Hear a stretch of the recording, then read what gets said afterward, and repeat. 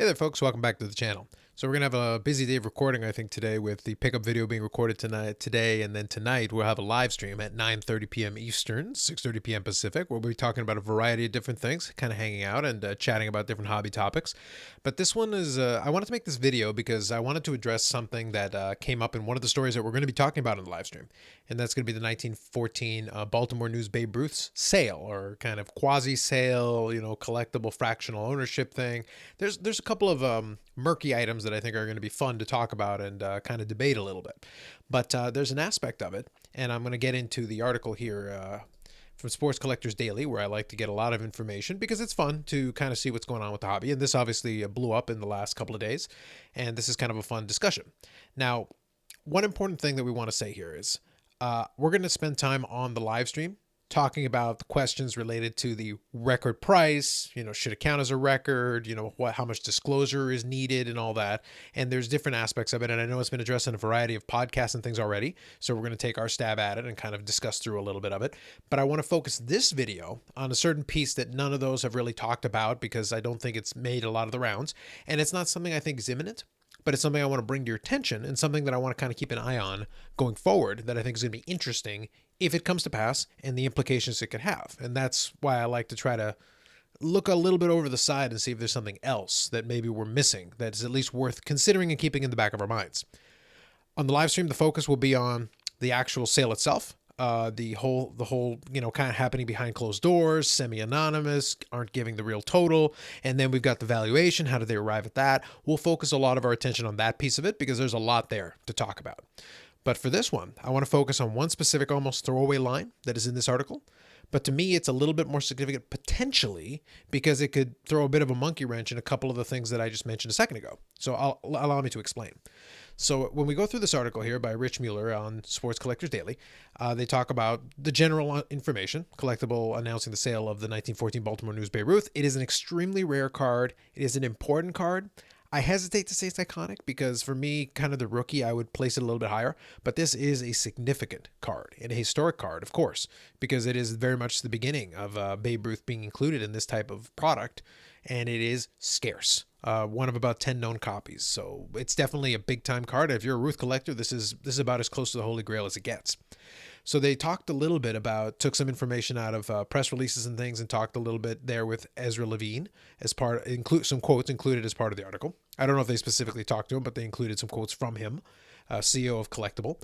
Now, I want to focus your attention specifically here because a lot of this is kind of talking about it. The valuation for $6 million will become a disputed piece, which, like I said, we'll talk about in the live stream tonight. But let me focus my attention here on this specific piece. It's almost a throwaway line, like I said, but it's something I want to talk about for a couple of moments here. So he says, we'll be selling a very small minority amount. In this case, it turns out to be about 1% of their valuation, probably anywhere from 1 or 2% of the card on IPO through Collectible. So I think it was 1% is what they agreed on. 20,000 shares at $3 each. So I think that's my understanding. And obviously they're going to work through the SEC to get that all finalized so they can do it. So it'd be about a $60,000 investment at $3 a share, keeping it kind of low, but at the same time, it's a very small percentage of this. For me personally, owning a fraction of 1% is basically you own nothing. But I've stated my opinion on the fractional ownership model earlier, and I'll reference that again in a second. So here, Levine told SC Daily, I would not be surprised if we do additional sales of shares of the card over time. Now, this is interesting because this is where I'm going to refer back to something else on the channel. So if you guys go back on October 2020, I had a discussion with Chris McGill from House of Jordans. And this is early on, or much earlier live stream. It was a little over an hour, so well into the early days of really short live streams for us, apparently. But anyway, in this discussion, at about the 45-minute mark, we started discussing a little bit about fractional ownership, because at that time it was the new hotness. It was kind of a new idea. It's been around for a little while between Collectible and Rally and Alt, I think, and a couple of other, and even Dibs. The concept has been expanded upon since then. These were our early naive days where we're just speculating on some of the potential pitfalls and questions that we might have and things like that. And I'll show a clip of this for you. It's going to be pretty low res, unfortunately. My screen share thing doesn't let me do the audio. Otherwise, you'd miss out on it. So I'll play a clip from it for you through the magic of editing. It won't be quite as high quality as this image, but when you go into it, I want you to listen. It's maybe about 2 minutes long. It's a snippet where I bring up the possibility of having Series B shares in second rounds, which is what that little throwaway line implied. And then when I come back, I want to explain to you why I think that might create a bit of a wrinkle. And then maybe we can expand upon that in the live stream when we talk about the valuation and those other implications. So I'll be right back. And when I do, I'll explain kind of where my concerns are as pertains to that. And also go back to Carlos from October, who at least threw out the possibility back then. Let me throw one more thing at you. I don't want to spend too much time on this one because I want to get to the last point, because then we'll send you off. But let me throw this one at you. And this is something for us to percolate on. We're not going to get the final answer today, but let's think about this one a little bit. I don't see anything technically. And Ezra I don't think, threw this idea out of hand. I'd like to see if someone would try it. Say I'm the 60% owner. I own 60% stake, so I have veto power. And I say to myself, and the IPO goes well, I sell out. Awesome. I basically got my money back on the IPO. Great. Right now it's all gravy. Right. I say, you know what? I'm willing to let you guys have voting control. What if I want to sell off another 20, 30%? I'm already in the black. And the value of the card has gone up. Let's say a comp has actually sold for more. So the shares are actually worth more now. What's to stop me from asking, Ezra, I think it'd be kind of cool if we did a Series B at the new market rate for some additional percentage points. What do you think?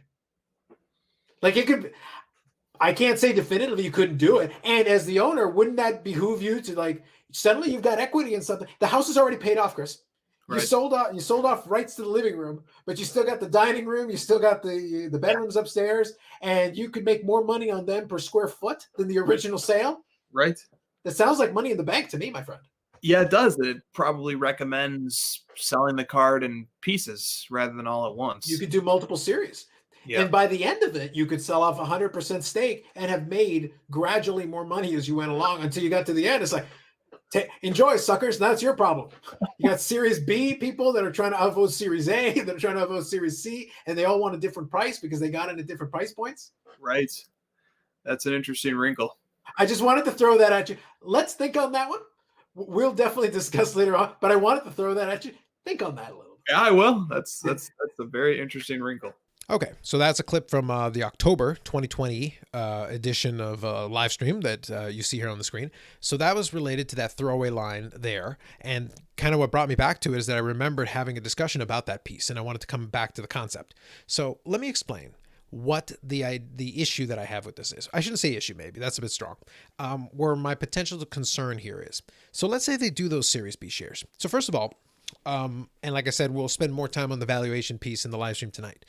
But the valuation is already a bit of a nebulous concept. You're doing it based on quote unquote expertise, best guesses, comps, multipliers. You're putting together a lot of different factors which allow you to try to come up with this idea, because that's what you want to base your IPO on. You come up with whatever your valuation is, and then your shares are a fraction of that.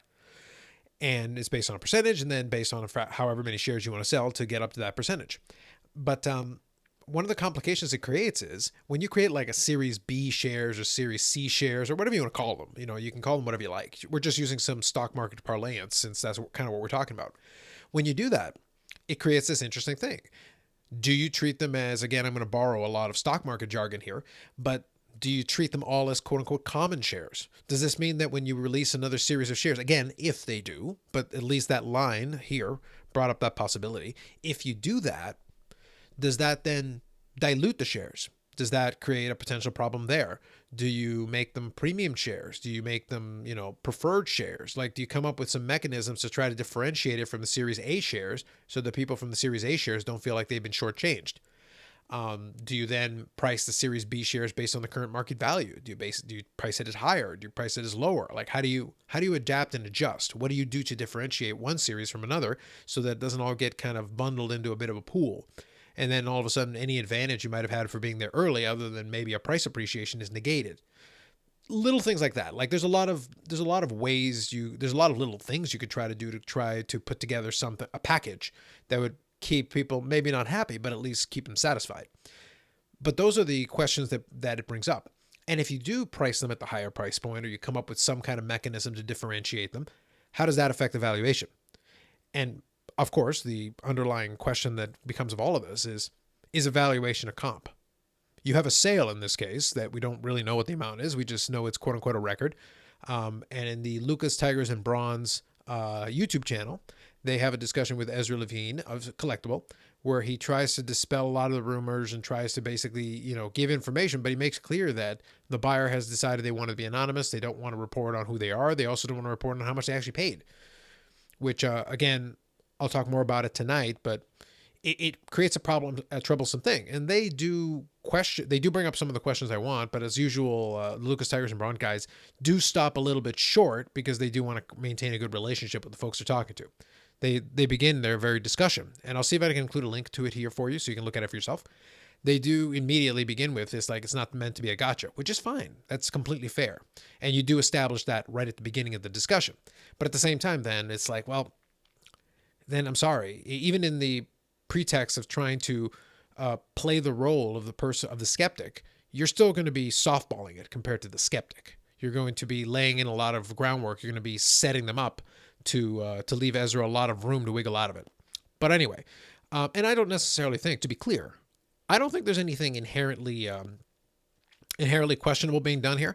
I just think it creates a perception based on the approach they decided to take with it and the decision why you can remain anonymous, not including the actual amount of the sale itself, the real amount of the sale. We just know it's quote unquote north of 5.2 million.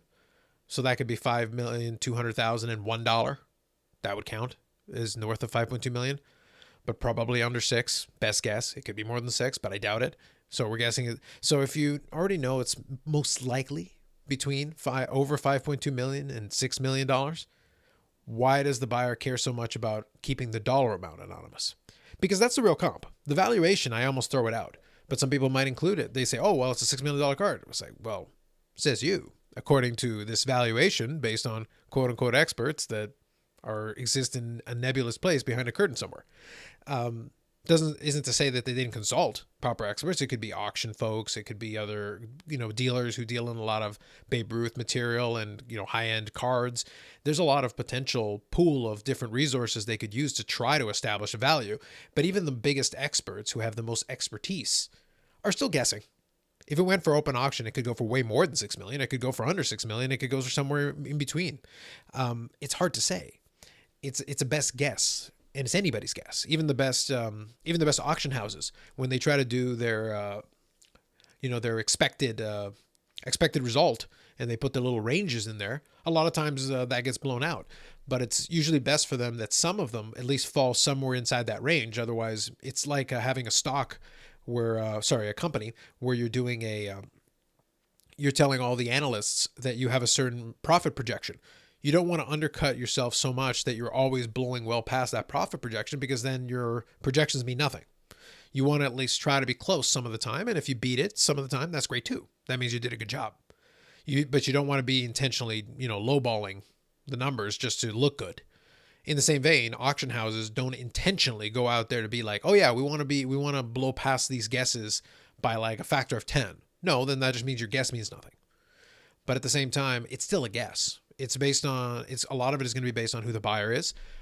If a motivated buyer happens to be there in the room virtually or physically, and if they're willing to go all the way to get the item. And this item is certainly significant. But like I mentioned earlier, the rookie card to me would be more interesting and more compelling. This isn't a particularly attractive card, but the scarcity is undeniable. So as a collectible item, it is certainly a centerpiece. If you're somebody, for the Babe Ruth collector who has everything else, this is definitely a piece, a holy grail to go after with such a limited supply. But circling back to the point that I'm making is, as soon as you introduce Series B shares or Series C shares and you start doing all those other little mechanisms, you start messing around with the whole idea of the valuation. You start messing around with it, because if you start off with an idea that it's $6 million at $3 a share, if the share suddenly doubled in price to $6 a share, which doesn't seem like a lot, it seems plausible. So does that mean your valuation is now $12 million? Because it's 1%, and it's 1%, and you're getting a fraction of 1%. But at the same time, for those people, it's a $3 difference. But you're basically implying that it's actually, your valuation is undercut the real quote unquote value by half, which is a lot of money. You're jumping from 6 to 12 million. There's a lot of potential pitfalls that goes in, because that's not really a valuation. That's individuals who decided to trade a specific commodity that's only a couple of dollars to them for a couple more dollars, but it could have some downstream impact if you start treating these valuations as valid comps. I don't for that reason because of the volatility they could bring in. But at the same time, it creates murkiness. All of a sudden, you got all these numbers you're jumping around. You've got this nebulous sale that was for north of 5.2 million, but we don't know how far it went, how high it went. So it's a number that exists in theory. And then you got the $6 million valuation based on reasons, quote unquote. So you've got that. And then you've got any potential market movement that could come from the trading of the individual shares that could redo a valuation, creating a third number. And then if you bring in a Series B shares, well, then how does that mess with the valuation? Does that create a fourth number? That's all those things are kind of the issues that I could see. So this right here could throw another monkey wrench into what's already kind of a complex situation where you've already got a lot of numbers that are jumping around. Like I said, it could mean a whole lot of nothing. They could not end up doing it at all, in which case it doesn't matter. But to me, it was kind of an interesting exercise to go in and just think about it. Like I like to do these intellectual exercises from time to time, just to bring up some of these things. Because like I said, if they never do it, then it doesn't matter. Then it's fine. Whatever. We'll focus on the other complexities that we're due, because that's what we're going to do we're going to do tonight anyway. But it's just something I wanted to bring to your attention because it's something to think about. I did at least consider that possibility back in October because I figured at the time that if they did introduce this other little wrinkle, it could make things a lot more complicated and a lot more interesting in the space where all of a sudden fractional shares start potentially messing around with the ecosystem of comps and different things. And obviously we know we like talking about our comps. So anyway, just wanted to put some thoughts out there. Again, I'm not drawing any definitive conclusions because they haven't said they're going to do it, but it's something that at least was brought up. The possibility made it kind of interesting where I kind of wanted to look ahead to a scenario and just think about what that might look like if they did go down the route of creating those additional sales of shares later on after the initial IPO. Anyway, if you have any thoughts on that, I would love to hear them in the comments. Otherwise, we'll get back to our regularly scheduled program. We'll have our live stream on Friday and additional videos as things come up. And obviously, the hobby world keeps on spinning, regardless of what's going on. There's a lot of different things to think about and to consider.